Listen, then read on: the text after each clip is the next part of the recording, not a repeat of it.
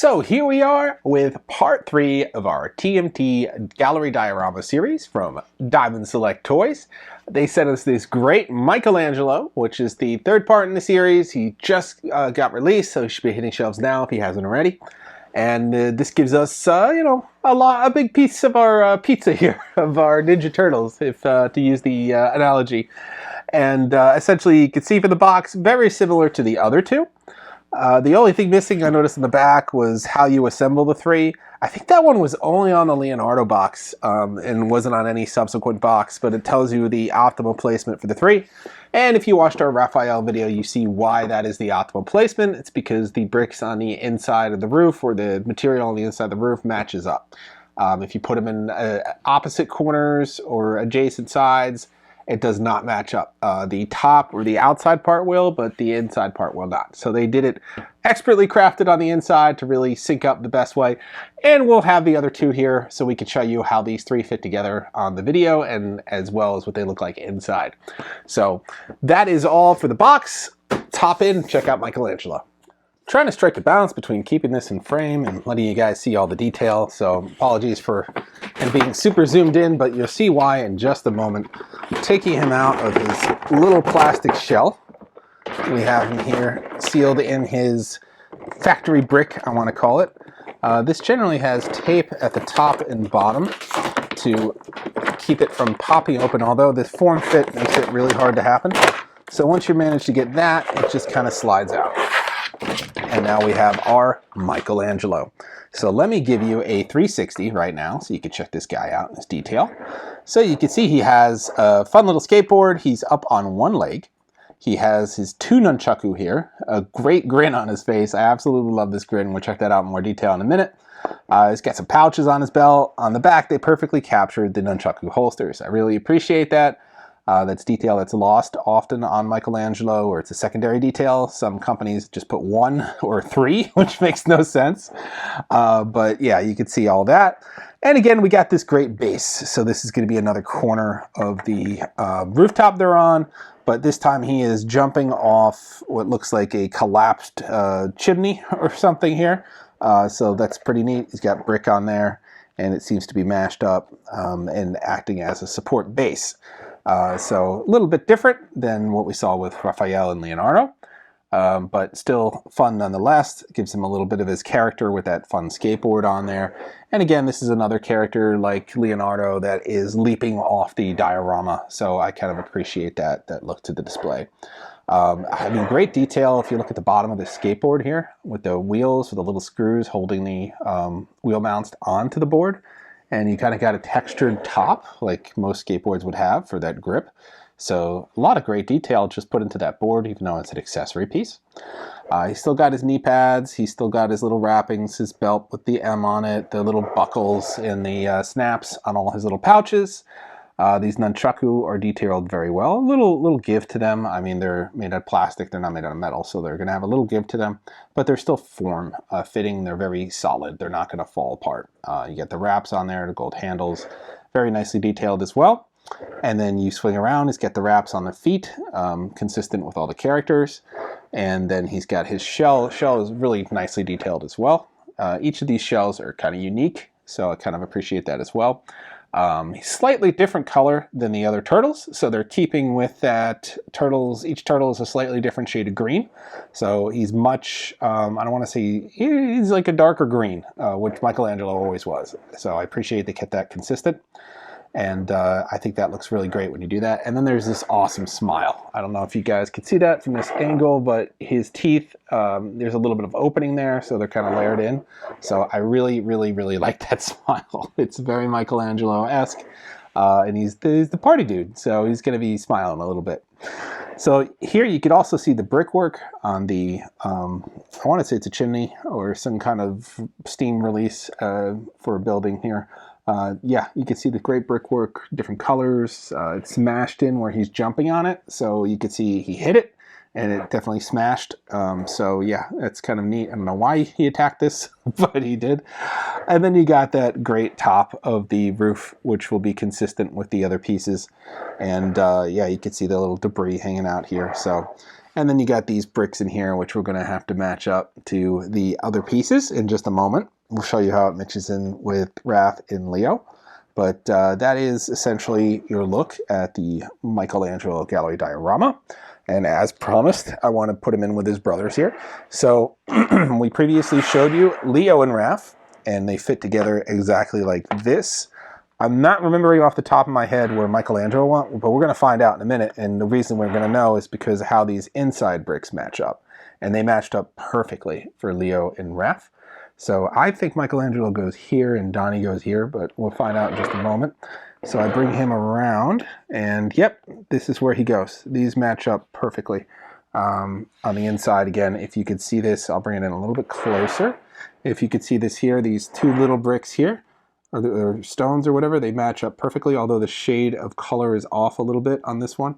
But they do match up perfectly. So this is where Michelangelo goes, I believe. And then Donatello will round out the final slice of this diorama and going in that corner. But this is what it is going to look like. It's hard to rotate this all together and keep these perfectly aligned. But he will be on this side now with Raphael, and Leo will be in the back right here. And that is our display at this point. So they're all kind of heading off in this direction so far, it looks like. So this might be an optimal way to display this, with Raphael in sort of the middle and do this on a diagonal like a diamond instead of having it more square and flush with your perspective. So we got Michelangelo, Raphael, and then Leonardo all leaping forward this way, and then Donatello, I think he's going to be kind of around the side, around the back here, not directly straight because you wouldn't see him in the midst of this diorama. But they're all kind of heading in this direction so far, so pretty cool. And these are our turtles here, and I'll zoom out so you get a nicer perspective. But I mean, I think this looks pretty sharp so far with these giant turtles displayed on this rooftop, and this great diorama base that is really picking up and taking off. And if you notice on Raphael's, there are some bricks that have broken off from a random location. Here's your random location. They have come off from where Michelangelo hit them, and now we have these bricks that have, I'll do it this way so you can see it, these bricks that have spilled over into this area right here and are now part of that debris from this smokestack that he hit. So yeah, that is how we are looking so far with our boys in green. And we have about 2.5 months maybe until we get our Donatello. So we'll just have to keep waiting to that. It's arriving at sometime in May, I believe. And then we will be able to finally finish this great set.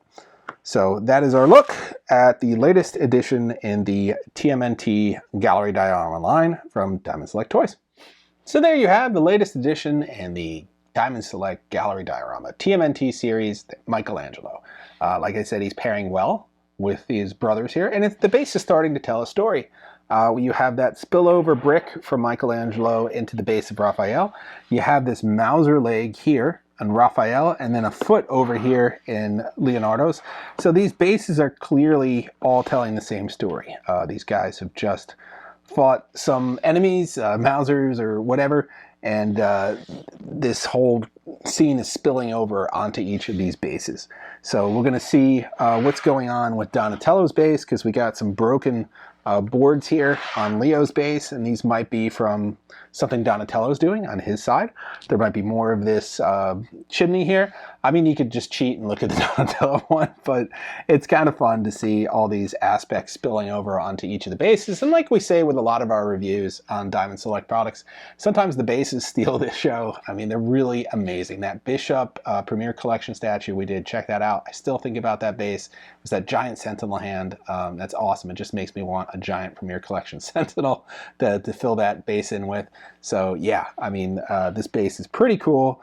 And so it's not just about the characters, it's about the story the whole thing is telling.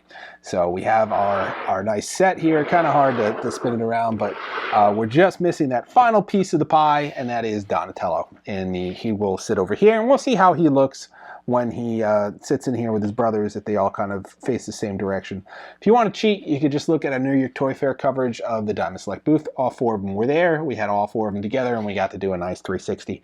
So if you want to cheat, go ahead and look. I'm going to, I saw it already, so it's not cheating, but I want to be more surprised when I get my hands on it and see how it looks with all the finished products here. So yeah, I mean, this display is it's becoming a little bigger, but it's still not that big. It's only about here to here. So you're looking at a foot and maybe 18 inches each direction, maybe a little less than that, and it doesn't take up that much space. It can display on a lot of bookends or shelves or tables, and it's getting a little heavy though. Each one of these guys weighs about a pound, a little more than a pound. So you're looking at 4 to 5 pounds for this set now. So still not that heavy that it would destroy a shelf if you had it mounted into some studs, but it's getting up there in the weight.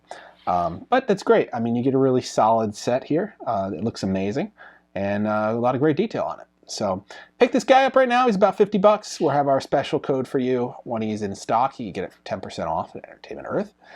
You spend $79, you also get free shipping. That code automatically has that free shipping in at that threshold.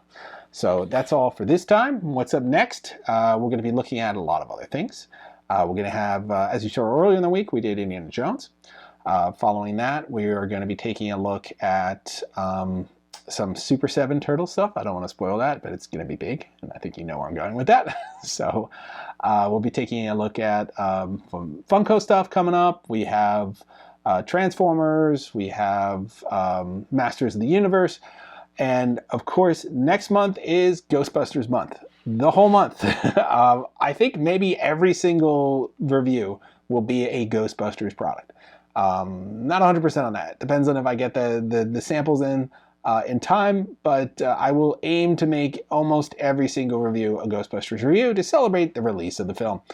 Very excited about Frozen Empire. Trailers look great. A lot of it looks just amazing. Glad Slimer's coming back. So we're going to be checking a look at several different products, including some of the figures, including some of the blind box items, including some of the props.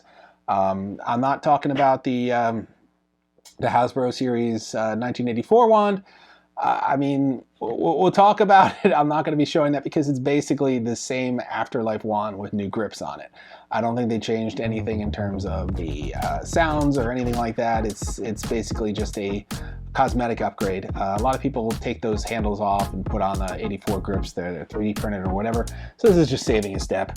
No, I am talking about like the really high-end props. So we're going to look at the Max Factory wand that has recently released, and check that out. We're going to be talking about some of the figures from 21 that I never got to, the Real Ghostbusters line, and then we're going to be having some surprises in there as well, but it will be Ghostbusters. Ghostbusters. So we're going to focus on that next month. So that is all for this time. Give you a little preview of what is to come. So like, subscribe, and follow to check out that content as we drop it. And we'll see you guys next time.